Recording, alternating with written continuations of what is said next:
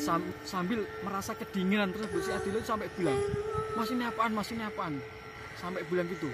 Padahal Adil itu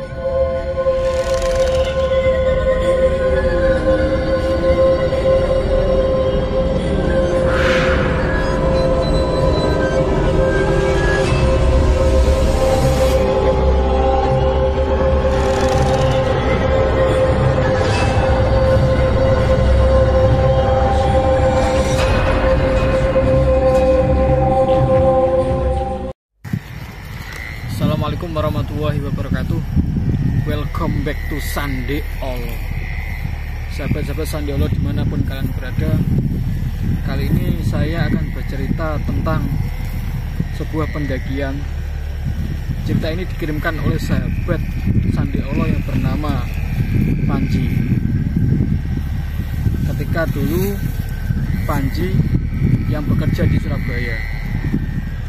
Tapi sebelum lanjut cerita, alangkah baiknya teman-teman sahabat-sahabat Sande Olo jangan lupa like, komen, dan subscribe channel Sande Olo ini agar kami lebih berkembang, agar kami lebih bersemangat untuk membuat konten-konten terbaru di channel Sande Olo ini.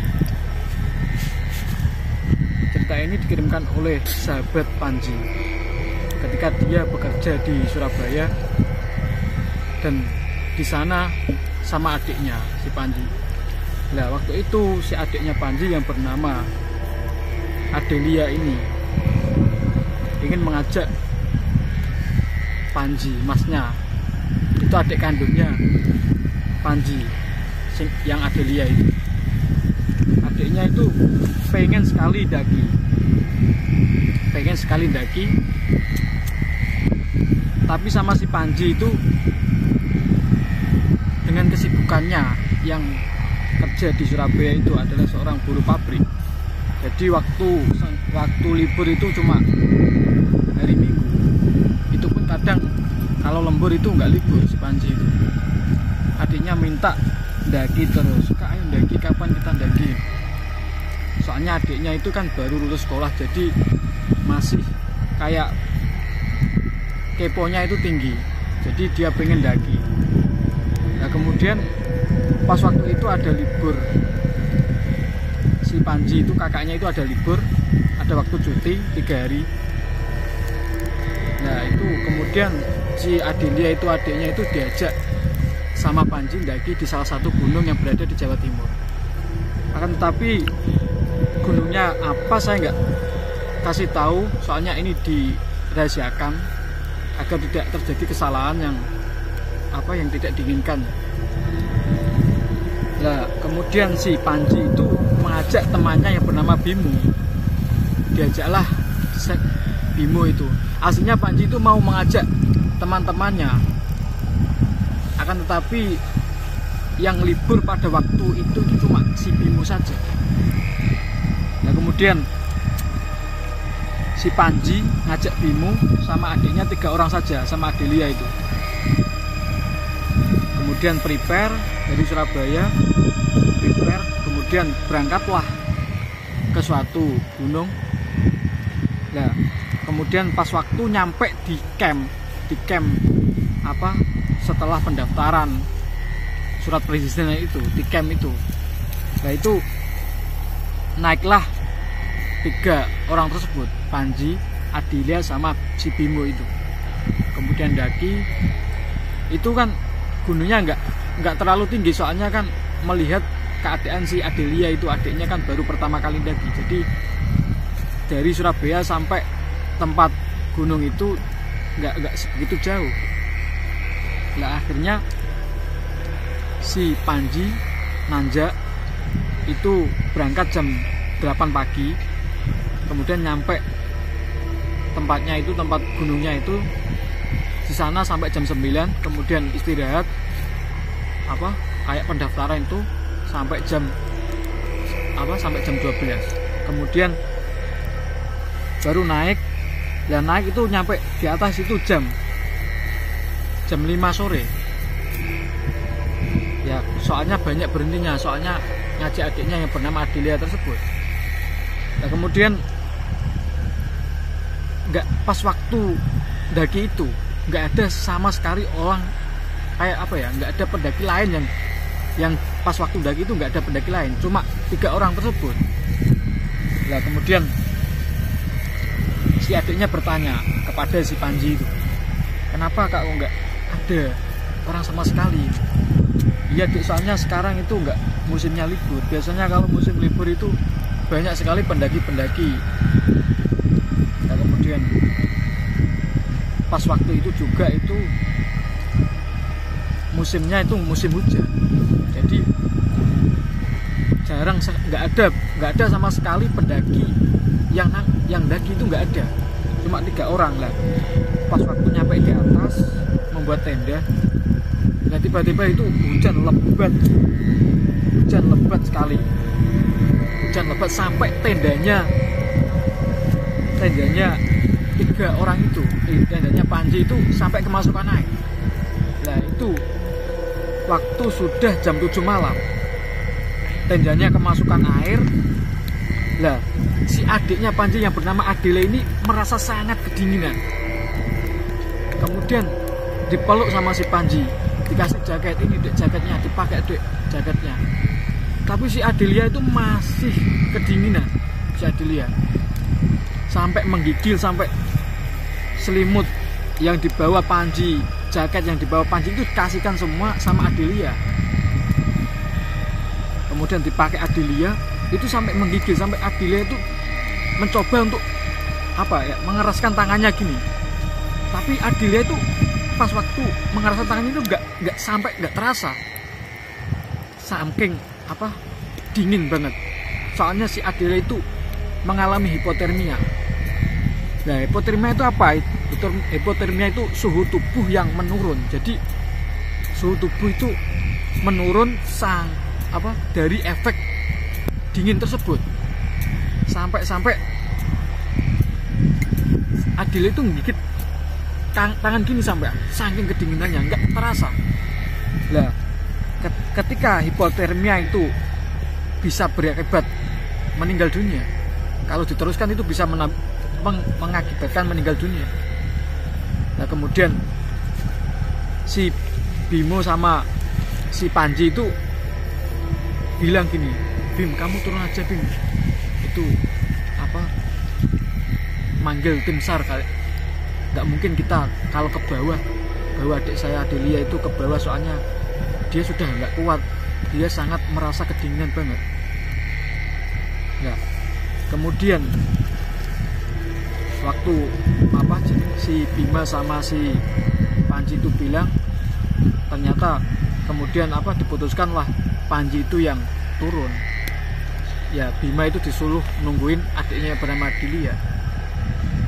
Nah ketika Panji sudah turun, si Adelia itu malah dinginnya itu malah menjadi sampai kayak hampir meninggal si Adelia itu. Nah kemudian si Bimo ini entah kenapa si Bimo ini tiba-tiba dia berkeinginan untuk memeluk Adelia saking dinginnya. Dan si Bimo itu juga merasakan kedinginan. Kemudian si Bimo memeluk Adelia. Lah di dalam hati Adelia itu mungkin si Mas Bimo ini cuma ingin menolong saya. Jadi si Adelia itu cuma diam gitu aja. Nah tapi kelamaan si Bimo ini semakin kurang ajar. Dia memeluk sambil menjadi sampai kayak memeluk sangat erat gitu. Nah kemudian si Adelia itu merasa curiga, kenapa ini Mas Bimo kok gini. Nah akhirnya si Bimo si Adelia itu kayak nggak mau kalau dipeluk gitu, nggak mau disurung gitu si Mas Bimo itu, si Bimo itu disurung sama Adelia. Dan sambil merasa kedinginan tersebut, si Adelia itu sampai bilang, Mas ini apaan, sampai bilang gitu. Padahal Adelia sudah sangat menggigil. Nah kemudian si Bimo bilang, Del ini saya cuma mau menolong kamu. Terus si Adelia bilang, iya nggak gini masalahnya Mas. Nah kemudian apa dayanya seorang perempuan, posisi lagi kedinginan, perempuan juga lemah ya. Nah akhirnya terjadi sesuatu yang tidak diinginkan pas waktu di tenda tersebut. Nah akhirnya si Bimo itu memperkosa Adelia. Dia mulai membuka bajunya dan lain sebagainya. Nah, kemudian pas waktu setelah melakukan hubungan suami istri tersebut, ada kayak suara kakaknya itu datang. Nah, dengan bergegas-gegas si Bimo itu langsung benak no celonone kasarannya apa? Dikembalikan seperti semula, sampai saking gugupnya si Bimo tersebut sama Adelia itu sambil kedinginan itu sambil nggak mau sampai ini ketahuan siapa-siapa. Nah, akhirnya masuklah langsung si Panji itu masuk ke tendanya.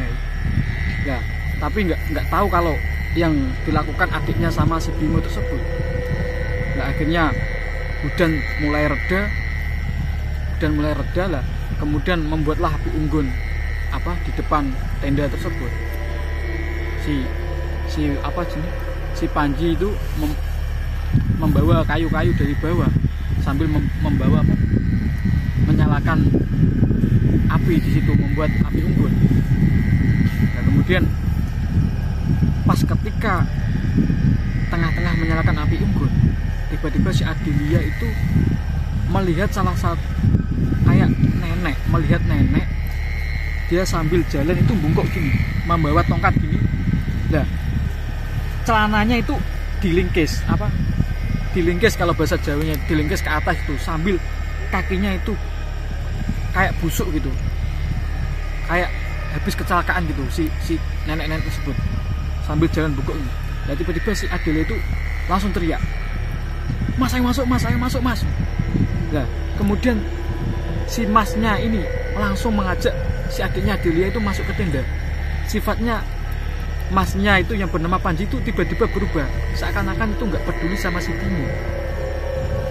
Padahal si Panji itu nggak tahu yang dilakukan Bimo tadi. Kayak sifatnya si Panji itu berubah. Tiba-tiba dia mengajak Adelia. Ya pas ketika itu si Bimo itu sedang ketiduran. Nah, kemudian terus Adelia itu bilang ke masnya, ke Panji itu, "Mas, itu gimana Mas Bimo kok di luar situ?" "Mas, nggak apa-apa, nggak usah pedulikan si Bimo." Padahal si Panji itu orangnya itu sangat perhatian. Lah kenapa pas waktu itu kok Adelia itu merasa kalau si Panji itu, si masnya itu merasa berubah gitu.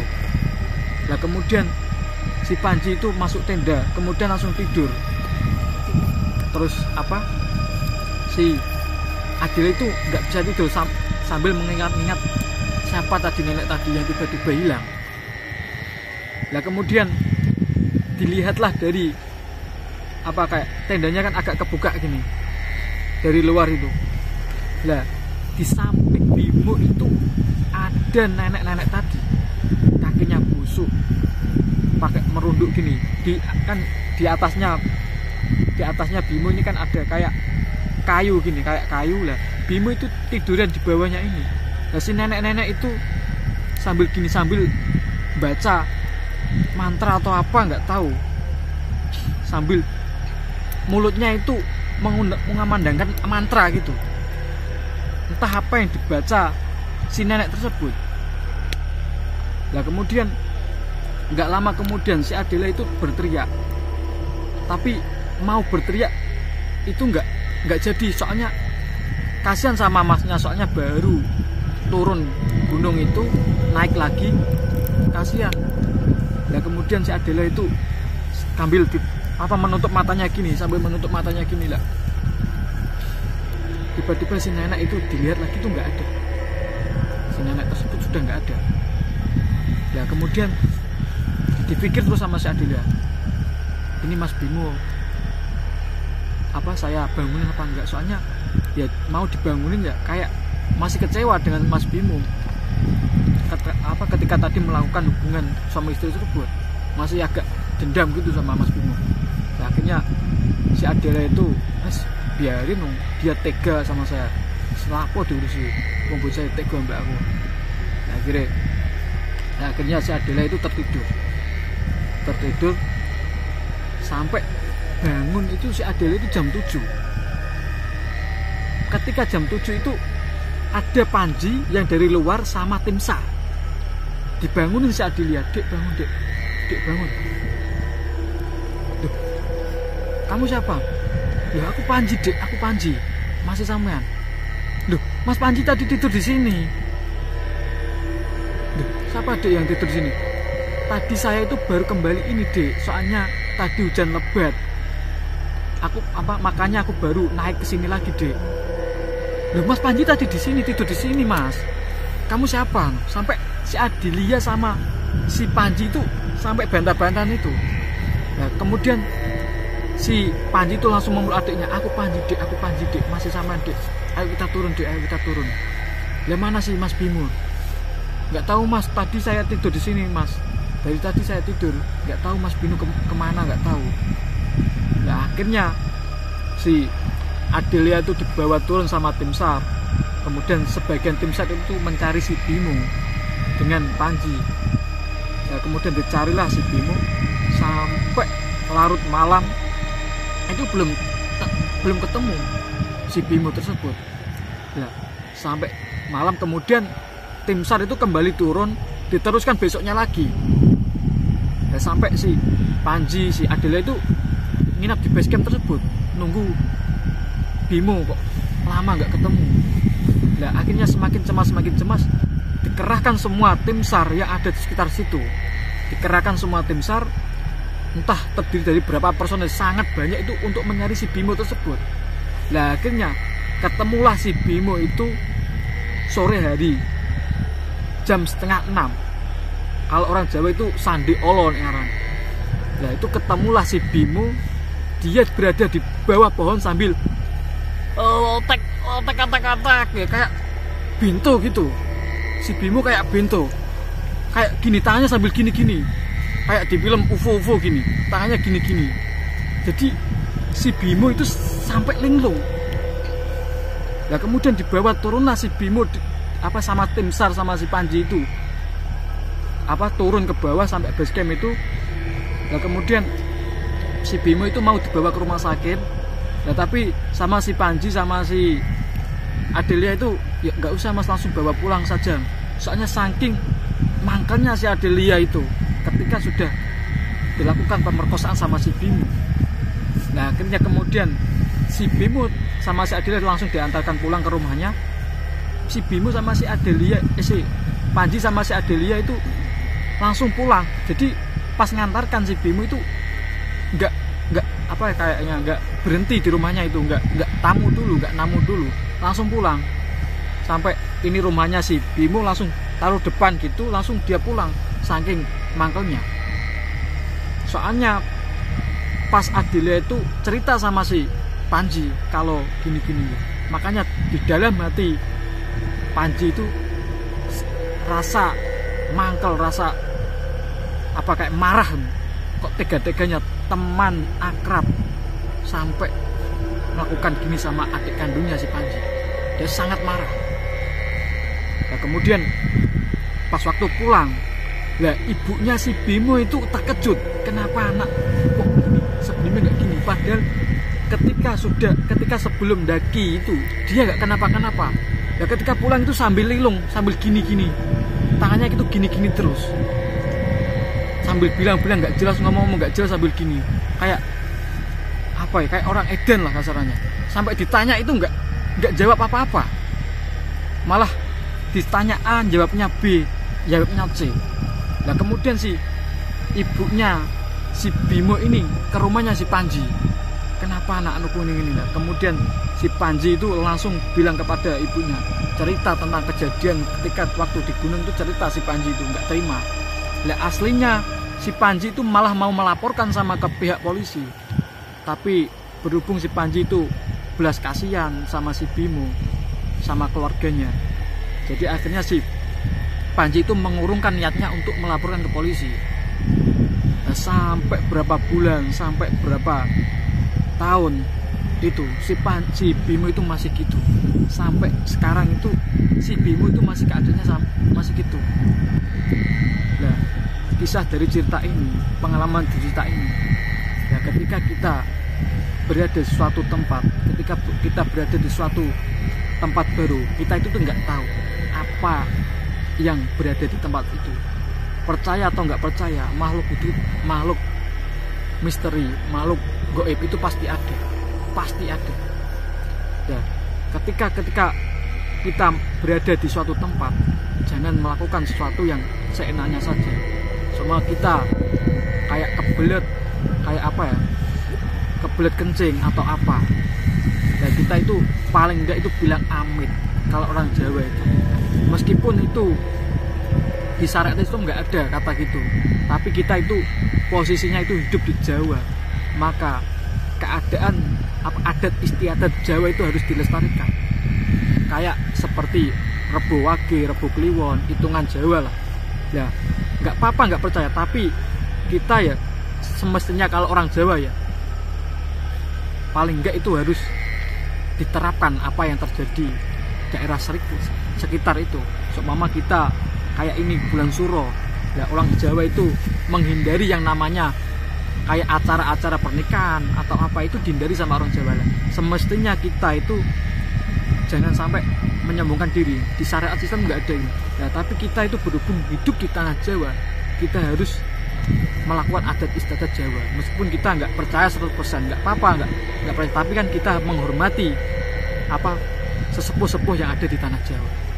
Jadi ketika kita berada di suatu tempat melakukan kejelekan, entah itu kapan, itu pasti ada balasannya, pasti ada balasannya, entah lambat atau cepat pasti ada balasannya. Sekian dari saya, wassalamualaikum warahmatullahi wabarakatuh.